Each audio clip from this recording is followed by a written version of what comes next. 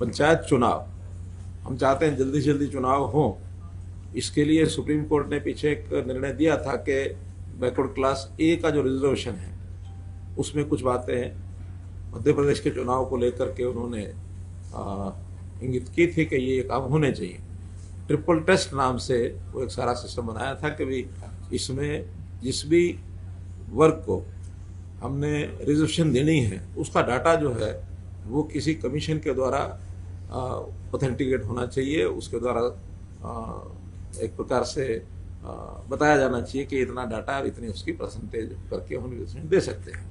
तो triple test में पहला यही था कि कमीशन का गठन करना। हमने बैकवर्ड क्लास कमीशन ये गठित किया और उसके बाद उन्होंने वो सारी हर इकाई के हिसाब से, यानी पंचायत का चुनाव के लिए पंचायत को इकाई माना, जिला परिषद के लिए पूरे जिले को माना, ब्लॉक समिति के लिए पूरी ब्लॉक को माना। तो हर एक इकाई की जो कास्ट वाइज जो पॉपुलेशन है, जैसे हम BCA को देना चाहते हैं तो BCA की पॉपुलेशन कितनी है, उन्होंने उस हमारे पास डाटा अपना था ही पहले, लेकिन उसको ऑथेंटिकेट करने के लिए उन्होंने सैंपल सर्वे कराया, जगह जगह जाके बैठकें ली और बाद में उन्होंने उसको अप्रूव किया कि हाँ ये डाटा ठीक है। और तीसरा जो ट्रिपल टेस्ट है कि किसी भी हालत में रिजर्वेशन जो है 50% से ऊपर नहीं जानी चाहिए। अभी तक केवल SC की रिजर्वेशन होती थी, अब उसमें BCA की जुड़ गई तो दोनों को मिला करके 50% से ऊपर नहीं हो।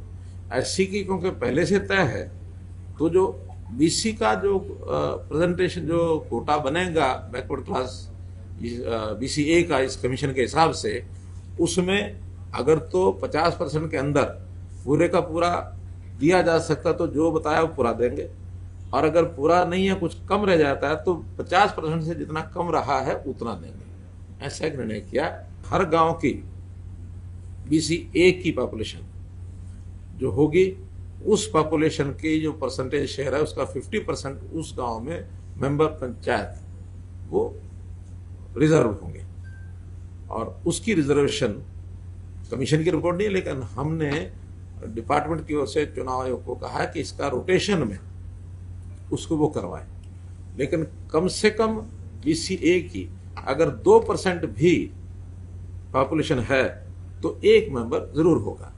2% में से एक बनता नहीं, लेकिन एक की हमने उसमें रखी है कि 2% भी पॉपुलेशन है या इससे आसपास है, 2 से थोड़ा एक्सीड भी करती है तो एक मेंबर जरूर होगा, और अगर ज्यादा मेंबर बनते हैं तो फिर ज्यादा मिलेंगे। ऐसे ही पंचायत समिति के सदस्य, पहले सरपंच उस ब्लॉक में जितने सरपंच हैं उनमें से 8%, और ये BCA वर्ग के होंगे।